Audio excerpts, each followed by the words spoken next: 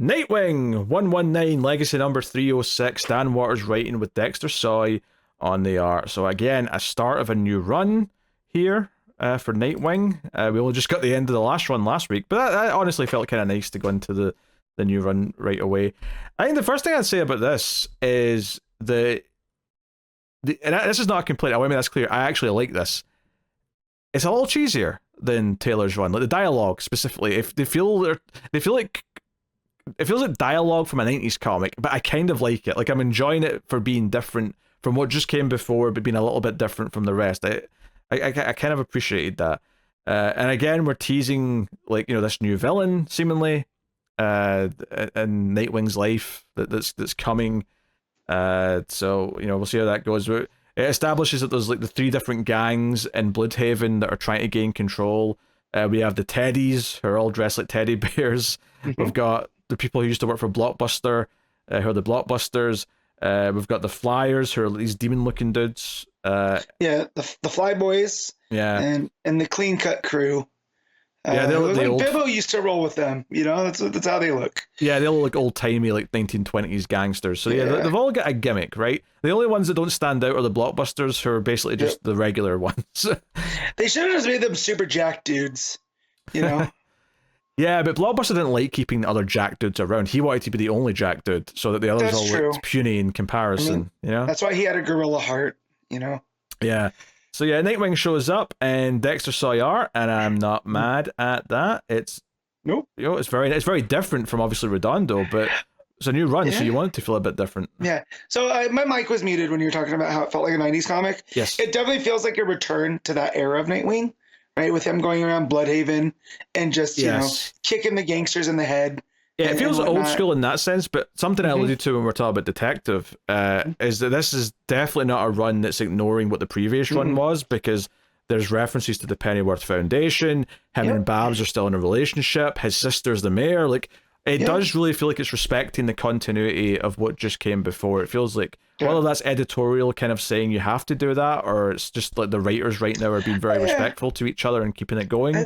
It does feel like the stable of writers they have all like each other. So like, I'm not going to tear that down. I'm going to build on it. I can use this, so I do like that. And Waters seems to be like, he's had his toe in the Bat family for a little bit now. So it feels like he's kind of had a, he's working with Ram V. He's had a promotion from backup to like one of the main books. And Taylor's had a promotion from Nightwing to one of the actual main Batman books. So everyone's getting promoted. So I do love when they go, Nightwing. It's like when they yell it's the Bat and kill him, and Nightwing just goes nah and throws the stick. I thought that was a good vibe to go with.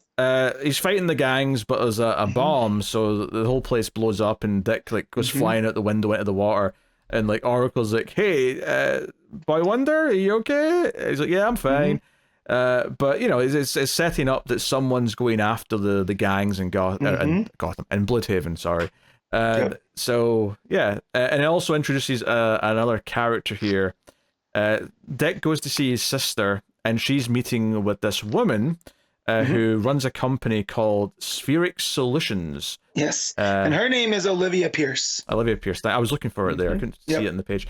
Olivia Pierce. And Dick quite quickly gets cold with her because she's been making like super weapons for various things and doesn't really believe in what she's doing, and kind of when she leaves like looks at Melinda and is like, hey, what the hell? It's like, I know, but the crime in Bloodhaven's like on the rise, and I need to do something before the re-election. And this company's offering all this stuff. In fact, this company moved to Bloodhaven with its headquarters, or at least one of its labs, because there's so much activity here, and because the Titans Tower is here. Basically, it seems like they want to give power back to the people. They don't like that all these like superheroes are up in the watchtower doing shit. Well, there's that, and the fact that it seems like through the things that Dick has done to the Pennyworth Foundation, it's made real estate go up, and it's priced out regular people. So they're buying stuff up too, Yes, he's made the area safer, therefore it's more desirable. Yeah. Right. And so he's, kind of like, oh, okay. Or he's feeling a little bit dejected that his sister is having to be a mayor, right? She's having to make these tough decisions. And she even mentions, says the bottom line is that being the one in charge means I have to make calls that not everyone's going to like to keep people safe, which as Dick goes on, and because of the death of the 4 leaders of those gangs, there's almost like this low-key gang war going on where the gangs are going after each other. Oh yeah, I never mentioned that explosion killed all the leaders at the start. You're right. Yeah. I should have mentioned that. Right. And so, you know, you got the Flyboys getting attacked by the Teddies, and then you have the Clean Cut crew going into the Blockbuster casinos. Right. And can we just say what the Flyboys do to the guy from the Teddies? They chain him to 2 different cars and then have the cars drive off in opposite directions. So you don't see exactly, but you see like the start of it. So I can only imagine the bloody mess that was made in the wake of that disaster. And that, so, you know, Dick does what kind of, I took it's kind of following his sister's lead by making tough decisions, where he reaches out to all the different gangs and gives them a communicator. And I was like, hey, instead of fighting each other, why don't we communicate with one another? Because we're all going to be in the city. We all have to coexist. And that this is my town. You know, basically, Nightwing runs Bartertown. And he leaves with that Flyboy, which I want more of these guys. The Flyboys are kind of gross because they're like these bug kind of hybrid creatures. Yeah, something different on with them. Yeah, I mean, the whole idea here, I think, is that like this is not something Batman would do. Dick's reaching out and saying, "Hey, I will technically be you'll be under my protection. You beat me, I'll come and help if there's any conflict between the gangs, because someone clearly wants to take out all the gangs and cause a war, and I'm not letting that happen." And sort of makes that clear, and you know, he gets all stern with it and says, Bloodhaven's Nightwing's town.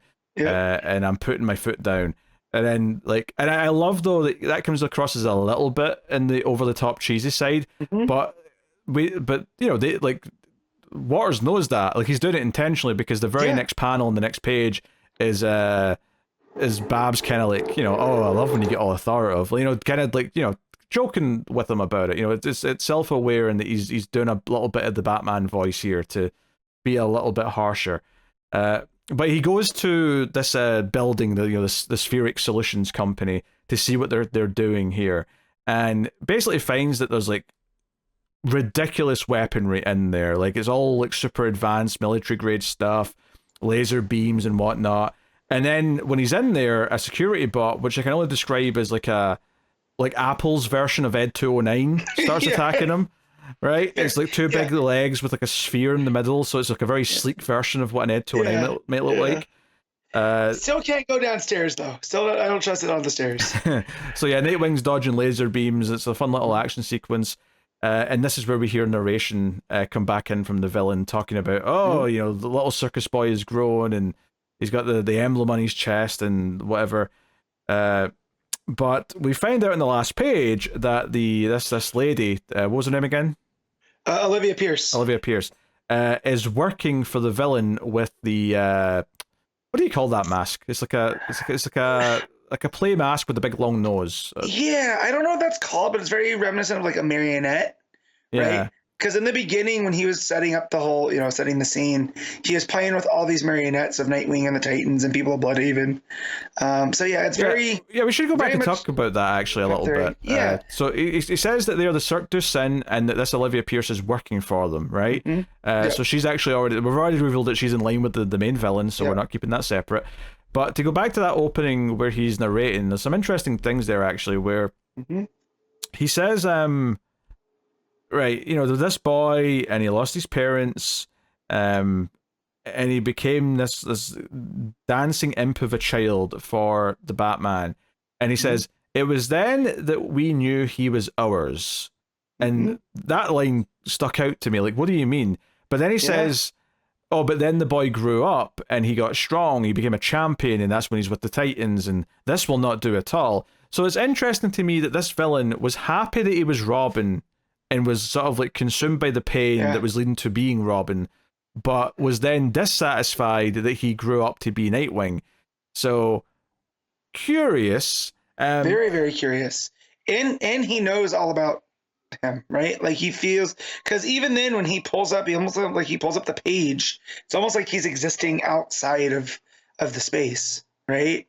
Yeah, you know, that may be more symbolic than it is like a literal thing. I would have guessed. I could be wrong, but I would say that's more symbolic. I guess the only critique or concern is that much like Detective Comics right now. This is a villain from Dick's past, potentially, who's always known about him. And I'm like, I could do with a new villain not being someone who already knows about the hero.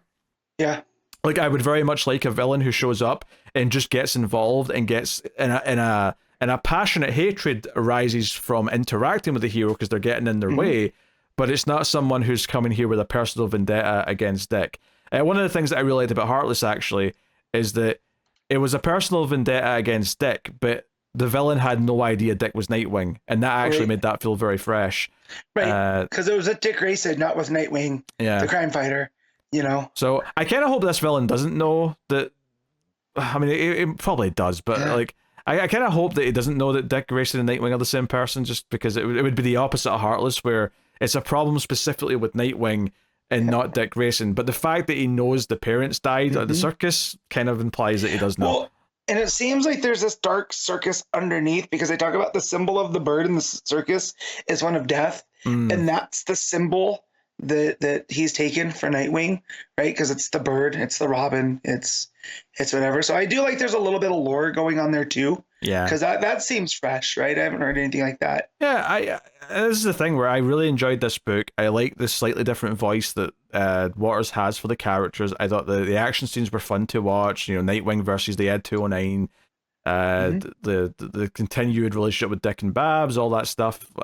It wasn't like focusing on it, but it was all just a little bit of it was there to keep you feeling in the continuity. Yeah, my only thing I would say, and I don't think it's going to ruin the story for me by any means, but once again, we have a villain who knows all about the hero and seems to have been there from the beginning. And I would just love comic book writers to, at some point, not present me with a new villain that just always knew about them, right? Who always knew about the hero and knows who they secretly are, or is connected to their past in some big way.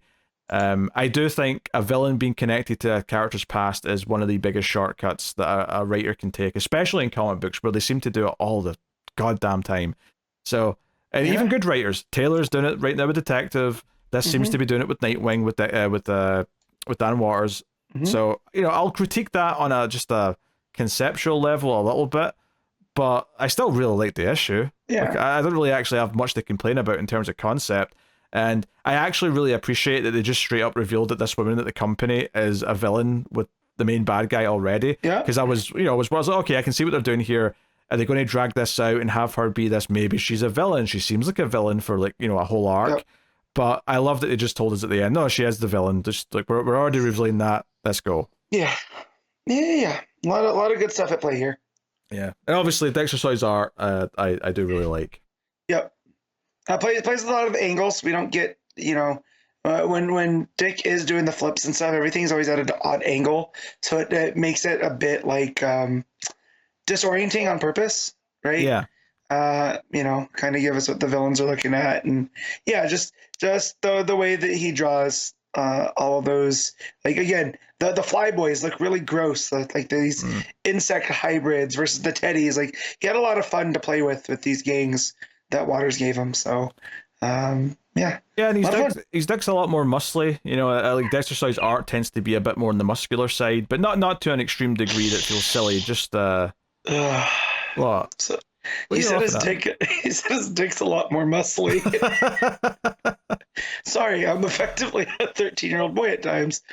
You know what I meant. I know, but the way that it came out, it just, Yeah, he's not as sleek as he was with Redondo and co. And certainly the coloring is also intentionally very different. And I like the coloring here a lot. But it definitely makes a point of being different from the more... I don't know if I'd call it pastels necessarily of the last run, but certainly... Yeah, but... I'll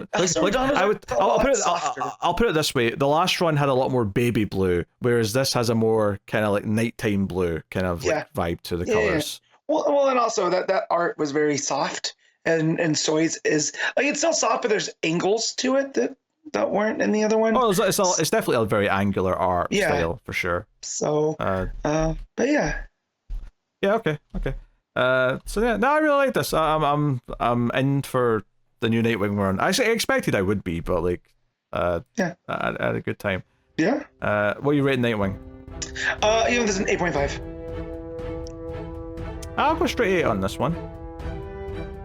It's great. It's very good. I'm excited for more.